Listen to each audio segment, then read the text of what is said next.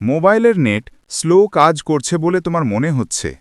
তবে কি করবে তুমি যাতে সহজে একটু স্পিডটা বাড়ানো যায়? চলো দেখে নিই কীভাবে মোবাইলের নেট স্পিড বাড়াবো। প্রথমে গুগলে গিয়ে নেটের স্পিডটা টেস্ট করে নিব একবার, যে কত দেখাচ্ছে। আমার জিও সিমে বর্তমান নেট স্পিড 230/সেকেন্ড। এবার যা করণীয়, মোবাইলে যেখানে র্যাম ক্লিন দেখায় সেখানে গিয়ে র্যামটা একবার ক্লিন করে নিব। এছাড়াও র্যাম ক্লিন করার একটা সহজ বুদ্ধি হলো, মোবাইলের হোম স্ক্রিনে গিয়ে নিচে মোবাইলের ডান দিকে বা বাঁ দিকের মোবাইলের সেটিং বিশেষে চেক করো।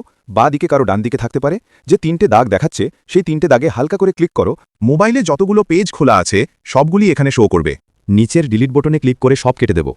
চাইলে ওপরের দিকে ঠেলে দিয়ে একটা একটা করেও ডিলিট করতে পারো। যতগুলি পেজ খোলা ছিল সব বন্ধ হয়ে যাবে। তারপর মোবাইলের ফ্লাইট মোডটি একবার অন করে অফ করে দিব। এতে মোবাইলের নেটওয়ার্কটি অটোমেটিক অফ হয়ে আবার অন হয়ে যাবে। আশা করি এবার মোবাইলের স্পিড এবং নেটের স্পিডটা একটু বাড়ল। চলো দেখা যাক। আবার গুগলে চলে যাই। গুগলে গিয়ে নেট স্পিডটা আবার টেস্ট করে নেব।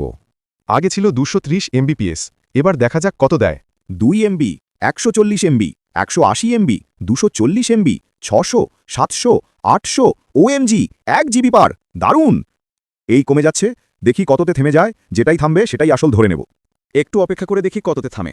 আসলে সময় বিশেষে নেটওয়ার্ক কম বেশি আপডাউন করেই থাকে সবসময়। আশা করছি 230 MBPS পার করেই থামবে। 580, বাহ দারুণ!